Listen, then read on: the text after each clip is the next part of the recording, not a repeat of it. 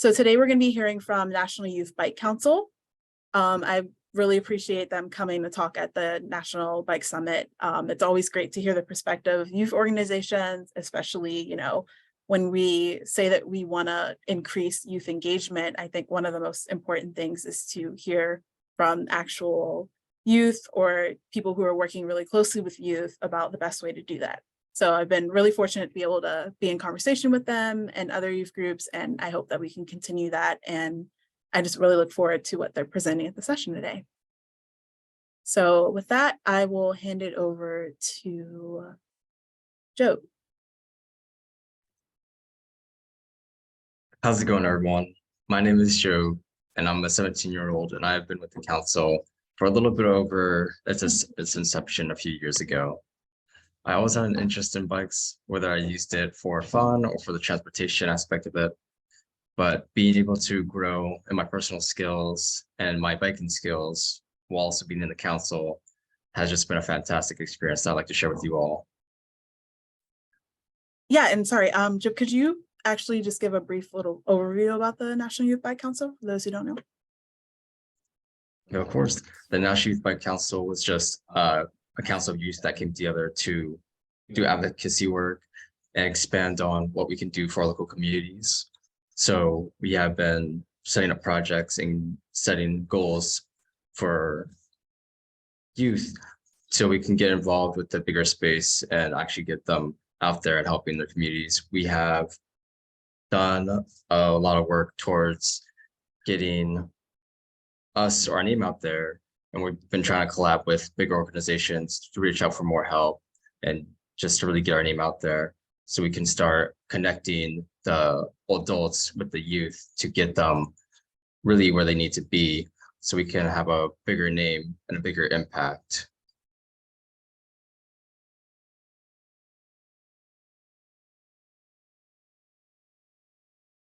Great, thank you.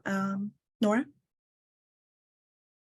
Hi, my name is Nora. I'm 18 years old and I've been with the council for about 3 months now. I just joined this year, but I did work with the council at an organization from my high school called Atlanta Students Advocating for Pedestrians. And so I graduated from high school in college now. And so I joined the National Youth Bike Council so that I could work on a more national scale and work around the country and have a bigger impact.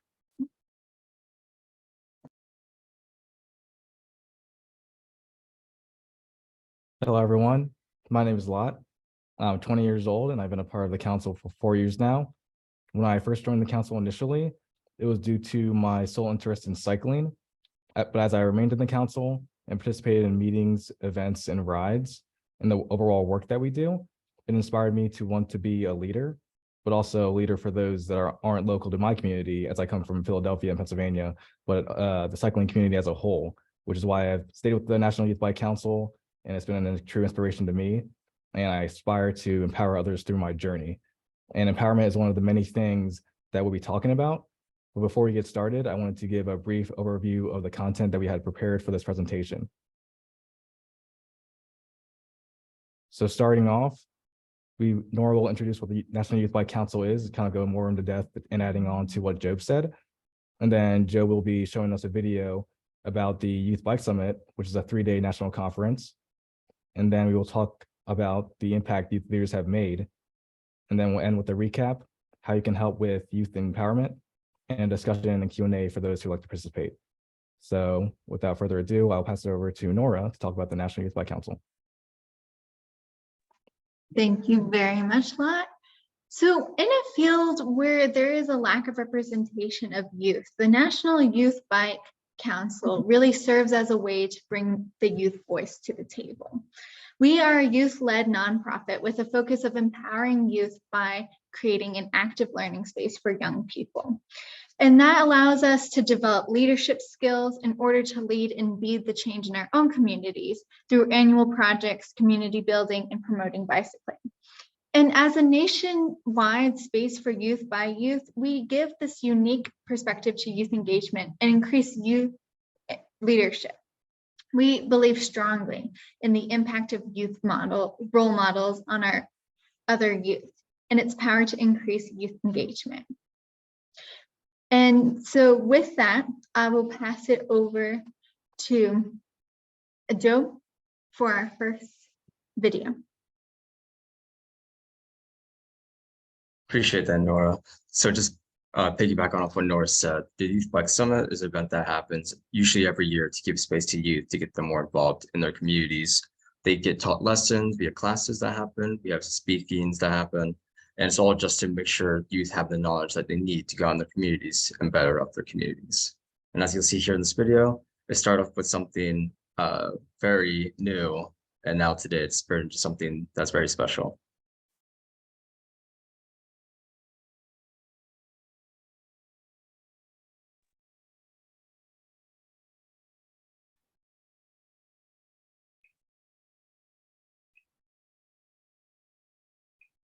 I just want to make sure, is everyone getting audio? I can't hear anything. Okay, thought so. Joe, did you check that the sound is on? Yeah, I'm checking that right now.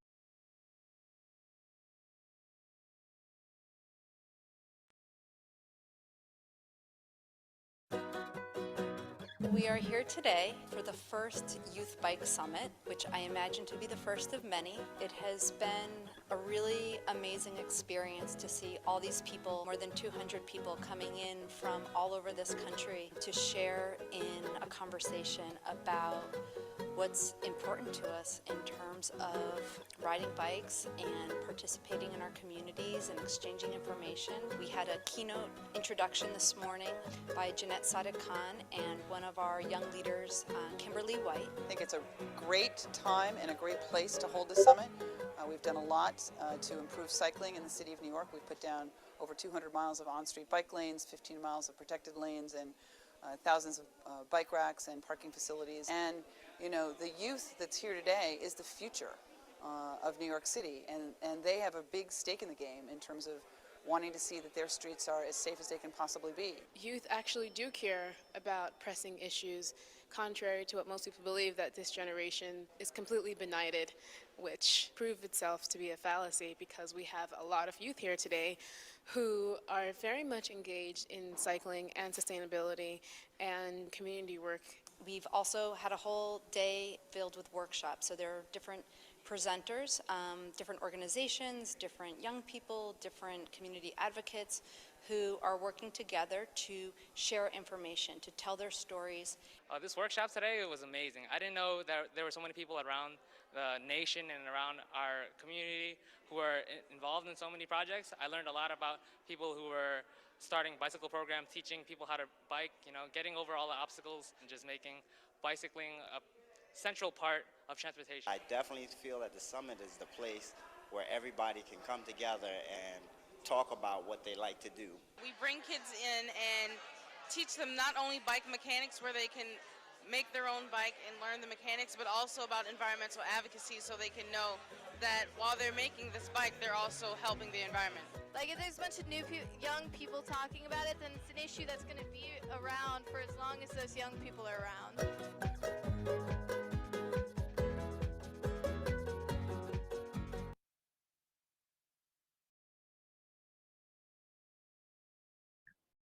As you have seen, the Youth Bike Summit has taken the form of many things over the years, but really keeps the goal the same across the whole board. To empower youth with the knowledge and connections they need to do more in their local communities, as well as strengthening the national movement by empowering bicycle leaders so they can be our future. And with that message, I want to also give two really important stories that can show what empowering youth can really do for their communities. Maribel Mateo, a freshman at Cal State Fullerton, created a group called Bike It to see a safer bike infrastructure in their community. Without a family car to use, biking was the next best option, although as Maribel biked more, the notice of unsafe streets became more apparent. That's where Bike It came into play. Being a youth organizer for Bike It, Maribel did campaign development, outreach, facilitating meetings, and educating themselves and others about policy and advocacy work to get more youth out and doing more in the communities. Maribel also played a role in the active transportation program, which was to answer questions that stated why protected bike lanes in their city was so important and would help the greater good. Tony, a sophomore in high school, biked as a form of transportation. Though it was not the safest method of transportation at the time, it was the quickest and the only way of transportation for Tony to use since there was no family car. Being one of the core youth that developed Bike It, Tony's goal was also to help his local community become a better place to bike. And through hard work and advocacy, as well as leading projects and the ability to develop personal skills, such as video editing, Tony was able to display a huge ability and effort that played a huge role in a grant that received 2.3 million funding for a protected bike lane in their community. And that bike lane was on a street that had a high rate for bicycle and pedestrians collisions in the past. So now a main street for Tony that led him to school, to KidWorks, and home just became a lot more safer. Tony is now proud of his achievement, and the many others that helped to make this a reality is now very happy with the outcome of how he stood up in his community and became a youth leader in that community. So I ask you to just remember these stories, because even one instance of getting on a bike can spiral out into something that can really help a lot of others. So with youth having that idea and acting the idea, we can really see what can come up as it starts to begin. Thank you, Job. I'd like to now talk about not a person, but rather an experience and a great memory made during the Youth Bike Summit of 2019. In the year of 2019, the Youth Bike Summit was held in New York. Before the Youth Bike Summit, the Council of the NYBC spoke with a representative from the Youth Bike Summit staff and inquired about holding an event during the first day of the summit. We had the idea to provide a space and moment for youth to connect and have fun. This space was called the Youth Only Space. As you can see in the picture, there's an icebreaker being held. At the beginning of the icebreaker, there was a yarn ball handed to a random person, and the rules of the icebreaker were simple. The person holding the yarn ball describes one fact about themselves. It could be a hobby, passion, like, dislike, pet peeve, or anything else appropriate for the space. Anyone relating to what the person describes would raise their hand, and the one holding the yarn would toss the ball to whoever they choose. This continued until there was a web of yarn in the middle of the group. We wanted everyone to feel welcomed, heard, and most importantly, we wanted to metaphorically connect everyone, which we actually achieved in a literal and spiritual sense. The result? This group of mainly young individuals were able to share and connect with other youth. We received a lot of positive feedback from the icebreaker, and one of the main things I took away from it was that everyone likes to be heard, but especially youth. There's a concerning amount of youth who feel unheard in their communities, youth who have great ideas and goals, and not the right environment to achieve them. Youth who don't feel heard, youth who aren't provided opportunities, youth who aren't asked for their opinions, or who are asked just to be asked. It's one thing to consider, another to disregard. We wanted those youth to feel comfortable and empowered in a space where they could share their voice amongst like-minded individuals. We were grateful to have the opportunity to be asked from the Youth Bike Summit staff what we would like to see, and then to see our idea to come to fruition. I believe it was one of the many things which led the Youth Bike Summit of 2019 in New York to be as memorable as it was. This was one of many great themes Youth Bike Summit of 2019 had. In fact, many Youth Bike Summits had the same theme of empowering and connecting young individuals, including last year's in Atlanta, which Nora will talk about. Thank you, Lot. And off of that point of listening to and hearing the youth voice, the Atlanta Youth Bike Summit in 2022 really took that to heart and really listened to working with their youth advisory council, which I was a part of in 2022. And so what the Youth Advisory Council came up with was to really include a lot of rides, because what we all really enjoy is getting on and riding bikes to go together. And so the Atlanta 2022 Youth Bike Summit was one of the first to really include as much bike riding. Previous summits were more about discussing and working together. But we also learned that rides often are a great learning opportunity, as we were allowed to go through the historic and civil rights movements within Atlanta to learn about how, but also we were able to go to where young people were, bike rides going to where young people were.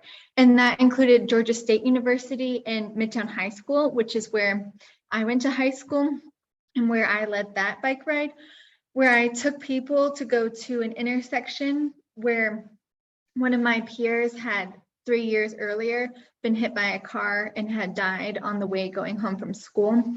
And I was able to show that intersection, and then also how we formed a group together, the Atlanta Students Advocating for Pedestrians, to then implement change and fix that intersection.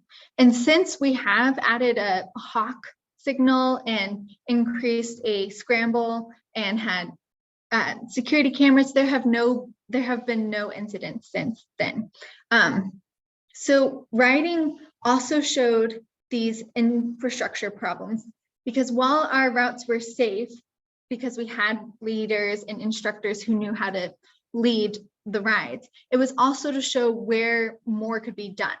So we learned that youth were really able to pay attention to and then voice where they felt unsafe and where there could be more improvement, and also how to have that improvement, really getting down to the issue. Overall, we were creating a welcoming and empowering community, because youth were able to feel like not only that they could voice their change, voice the problems that they were experiencing, but implement that change. And so off of that, we come to the Youth Bike Summit today. Currently, the Youth Bike Summit for 2024 is being planned, and it is more youth-led than ever. The National Youth Bike Council is leading the Youth Bike Summit in its implementation, but with the support from other adult-led organizations from around the country, including, I believe I saw Henry Dunbar from Phoenix Bikes, who has been a great advisor through all of this. And what having the National Youth Bike Council does is really have that continuity over the Youth Bike Summits. Because while we had youth advisory councils, it was very hard to then pass on that knowledge to the next youth advisory council. Only the adult portion of logistics really stayed constant. So from that, we can really hear the youth concerns and the youth ideas, and then implement that continuously to then increase youth engagement, also increase youth leadership. So what we really have is adults working as an advisor to youth initiatives in order to increase youth participation, because we know what we like to do.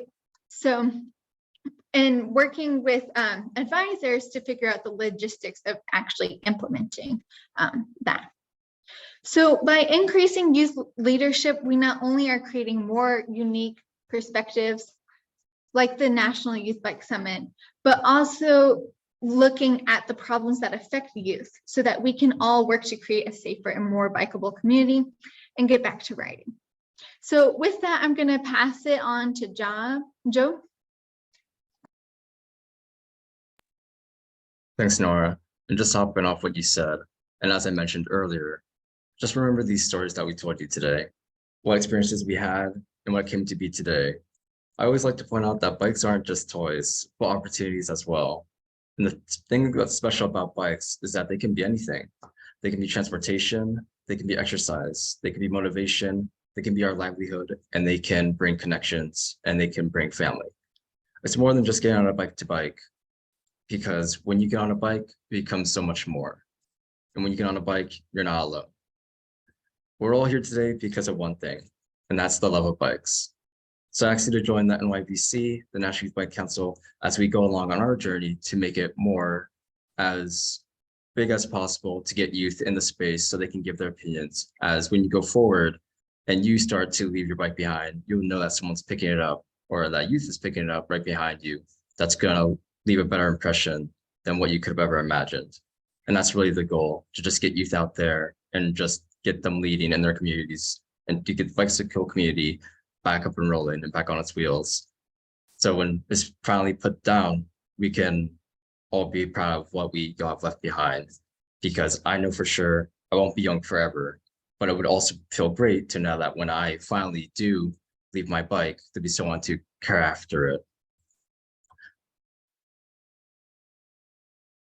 The NYBC will always be working on different projects and getting things done, and we'd like for y'all to stay in the loop so y'all can access as many questions as y'all would like, and we'll try and give y'all answers to them.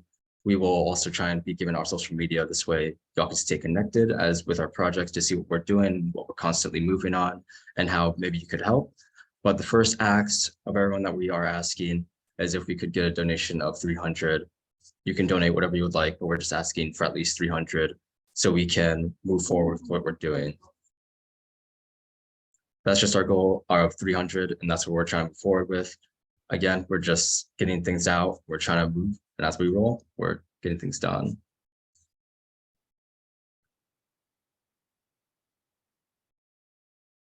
So this is the next part of it. It's like what we can do. It's just young people. We're just here to really show that young people do care. We're trying to get more youth-led instead of adults being in the higher space. We want to show that we value youth opinion, and we also have the desire to ride. We know that youth can't do everything, and that's why we're here. That's why we're here presenting. We're asking for your help because we are the youth and we're just getting started, and we need help from people that have been here, that know what they're doing, and the advisors and the people that have been here longer to help us move forward the best way we can. So we're not negatively impacting the youth space or the biking community, but impacting it in a positive way. So the National Youth Bike Council, as we move forward and get involved with and going to summits like the National Bike Summit, is really empowering youth spaces to bring us forward so we can really move forward in what our true goal, which is helping youth. And after that, I'm going to pass up to Lot. Thank you, Job.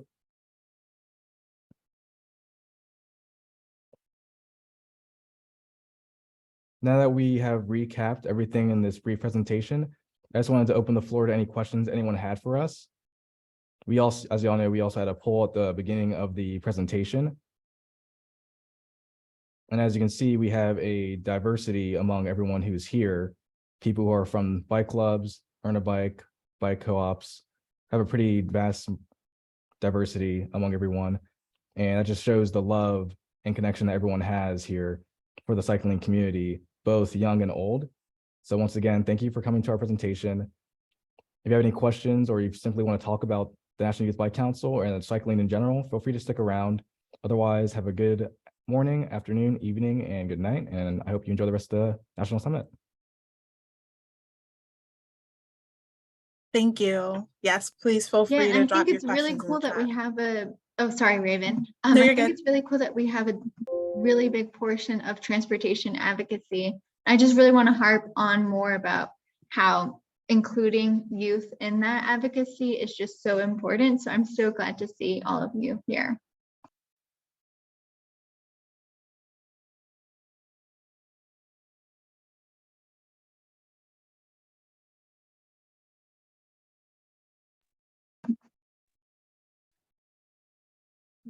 Hey, everyone, can I ask you a question? Go for it. How do you all involve other kids, other youth all around the country? Beyond, like, I know that you're based in Philly and in Atlanta, but how are you helping? How are you getting the word out? And let us know how you can help.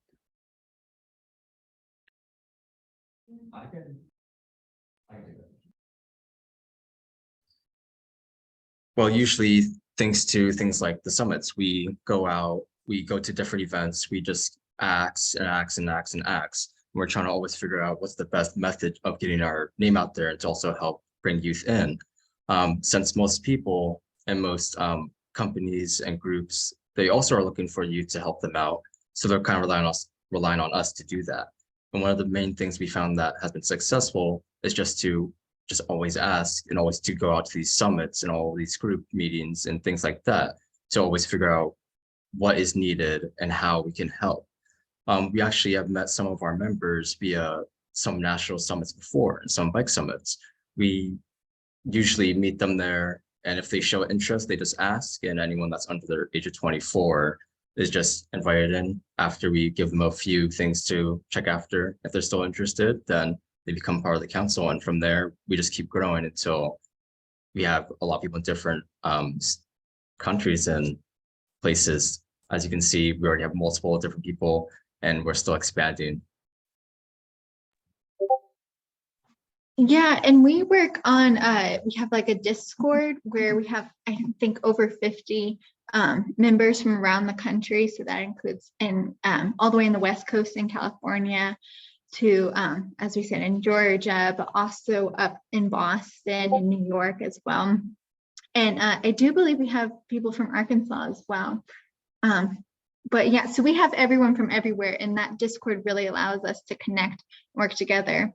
I know the council also partners with organizations like how I worked as from the Atlanta Students Advocating for Pedestrians, how I worked not necessarily part of the council, but worked with the council to implement change in my own community.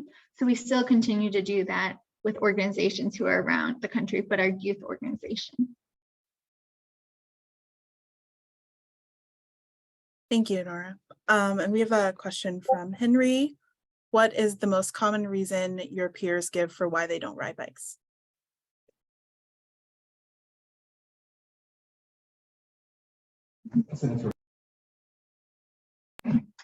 Yeah, so I see, Henry, your question. And in terms of the most common reason would definitely be danger, feeling like unsafe on the road. And that also comes from parents not allowing youth to go out because they feel that their children are unsafe. I know in Georgia, we have a problem because you are not allowed to ride on the sidewalk after 13. You have to ride in the street, even if there's no like lane areas, and so there's this idea of staying, you know, you don't feel comfortable riding in the road if there's no protection with the cars. And including there's no pathways from, for instance, like getting to school, there's no safe pathway through. So definitely danger. And also including from going home at night where there's no light. And, you know, if you're not wearing the good equipment, you could not be seen. And the danger of riding home at night. So that's, I think, definitely what I see, but I don't know if you had anything to add on to that, Lot. Yeah, so on the same kind of topic, I would definitely agree, like echo that safety when it comes to cycling is definitely one of the most common reasons. I mean, it's also kind of just goes to infrastructure as well, and also accessibility, because most of the time when I hear people that don't ride bikes is because they don't have one. So obviously there are these programs like bike clubs and Earn a Bike, which are really great for those people who don't have access to a bike or maybe aren't in the best communities to be able to ride one. But even then, sometimes the infrastructure is like not bike friendly. So it's really difficult to get involved with something, or especially if you're like a child and you need a guardian's permission to get involved, and convince a guardian to allow you to get involved when it is so dangerous. So I would definitely say that's a really good common reason.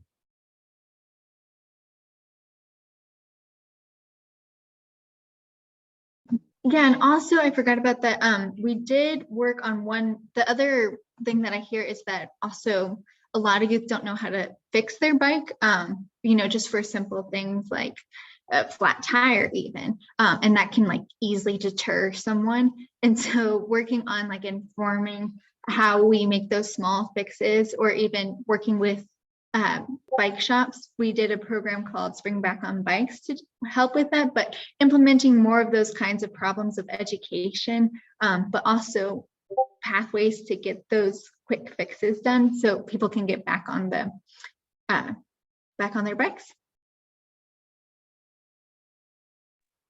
I have a question. Can you hear me? Yep, we can hear you.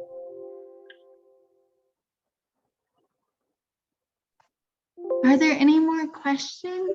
Laura, did you want to give your question? Oh yeah. Oh yeah. Can you guys hear me? Yep. Okay. So I coordinate a cycling program in our school. It's a K to 11. It will be K to 12 next year. And I'd love to start a youth advisory council. I like that name also. And was curious, I heard a lot of you started to get involved like around 16, 17, 18. Do you feel like that was a good time? Do you wish you got involved earlier? I'm trying to sort of see what age level to kind of recruit for that, like middle high school. We have our program starting all the way in 3rd grade, but just would love to hear your advice on that. And also, so first of all, on the age, and then also just any thoughts on like starting your one's first youth advisory council for a program.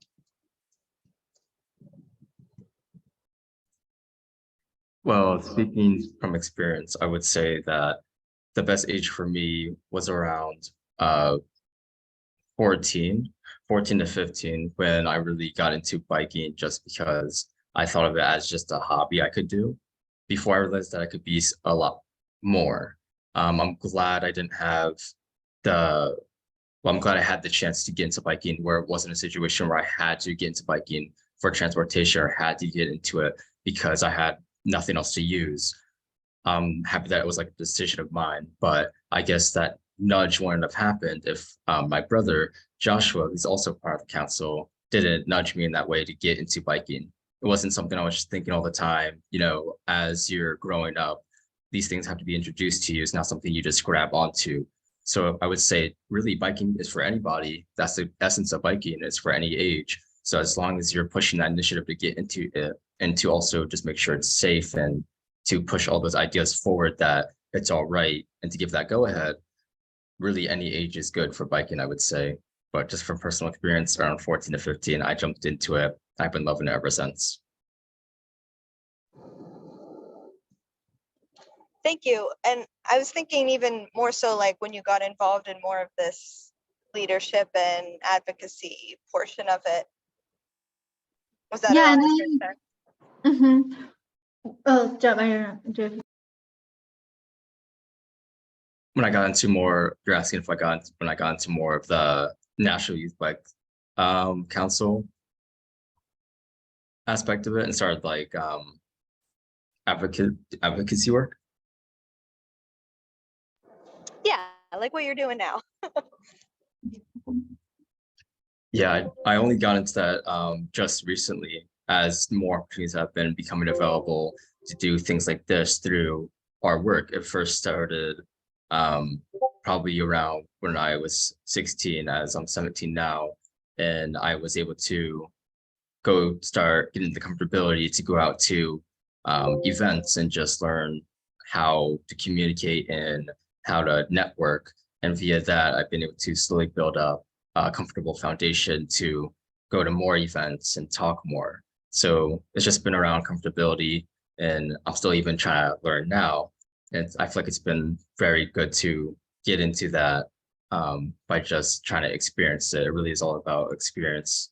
So I've been just able to build off of what I learned, and now I'm trying to use it to get my voice heard and my opinions out there in the bike community. Awesome, thank you. And I would also like to answer this question. I started working in advocacy when I was 13. I went to City Hall to testify for that intersection that I mentioned, but that was outside of my school. And I would say that is a really great age as well to start at. So middle school. Even you can start working in advocacy.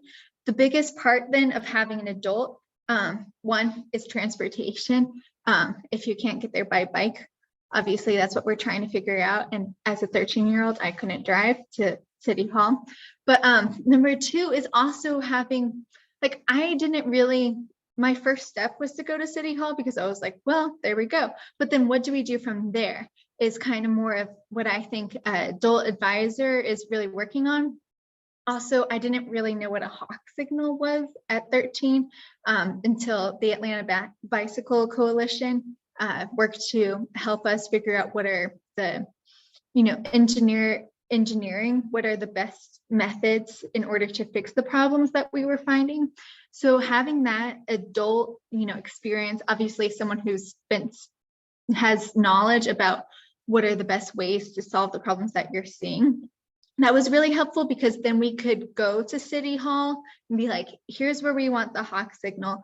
We want a scramble implemented and we want those, and that will help our problem. And then City Hall could be like, boom, done. And I've worked with middle schoolers getting that education out, but also elementary school students working on mainly education. So talking about how can we change and how can you change? How does an urban city planning really kind of work? How do we get more bicycling in there? I know we've worked on STEM programs and working with the Atlanta Department of Transportation. So again, off of what Job was saying, you can really start at any age. I would say middle schoolers are definitely much more in control. For our youth advisory council for the Atlanta Youth Bike Summit, we did have someone in 6th grade on there as well. So you can definitely involve middle schoolers and high schoolers. Elementary schoolers, obviously a little more they're a little more not as focused. So can be harder, but definitely educating them on that, making fun activities is very easy as well. So anyways. Thank you both. That's very, very helpful. Thank you. That was a great question. I have actually a question for anyone on the council. I know something that organizations run into, I mean, even the league itself, is just wondering where to reach youth, what are the best outlets to get them engaged or to even, get them to see, what your organization is doing.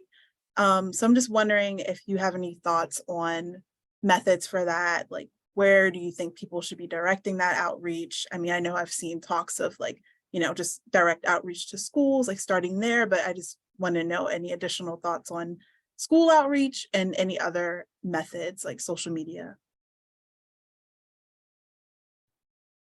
Well, yeah, that's really the main idea of it. And you're right there on it, Raven. You're hitting the nail on the head. You could direct that attention towards schools, towards bike shops, towards things that can give that assistance to youth to get them really out there. Because without those bike shops, without those schools, they cannot be educated, they cannot fix their bikes, they cannot ride and do what they need to really and get the experience that they would like to make an opinion on it. You can't really form an opinion on something you haven't tried before.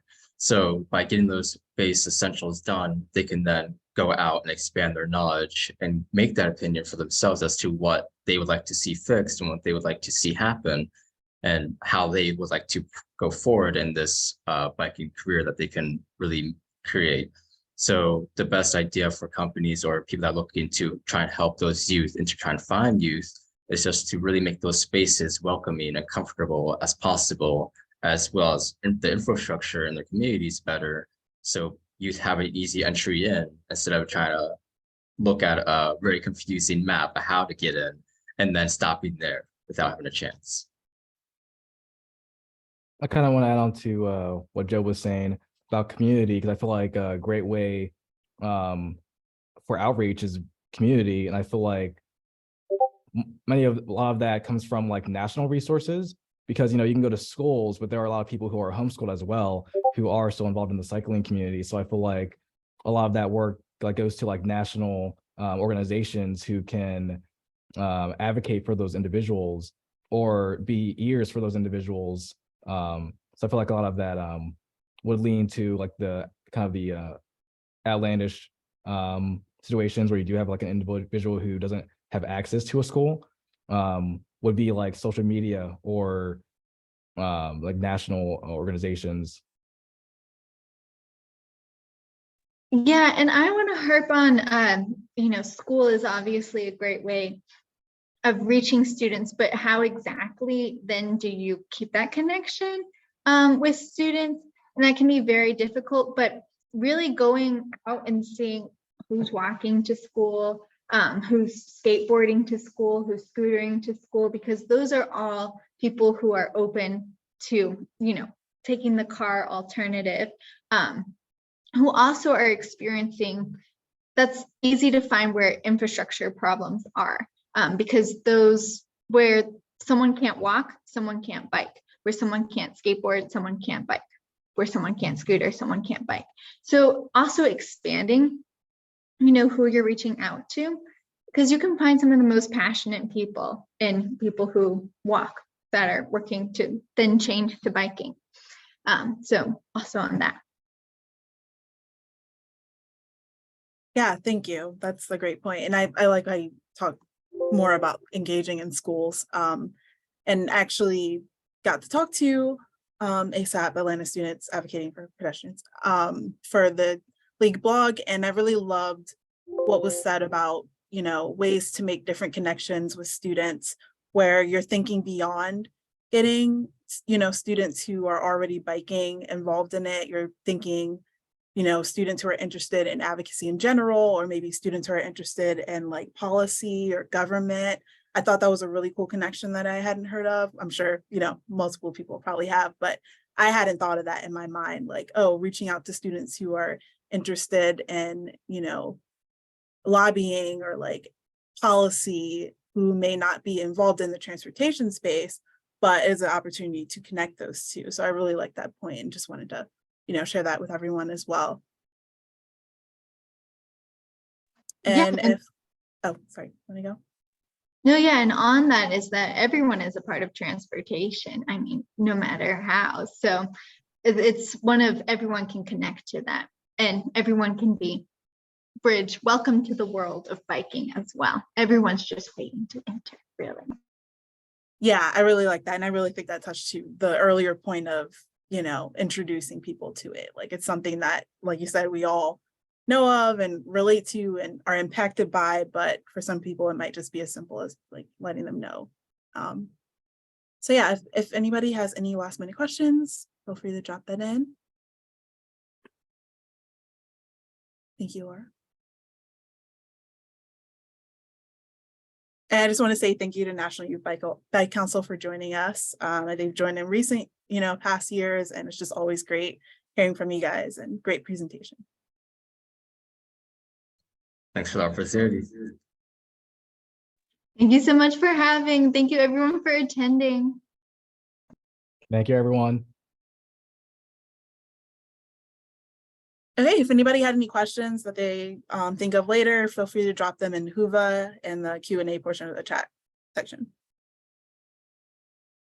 Okay, and I hope you guys have a great rest of the summit. Enjoy the summit, y'all. See you in Allentown. Yes, Youth Bike Summit. Okay, goodbye.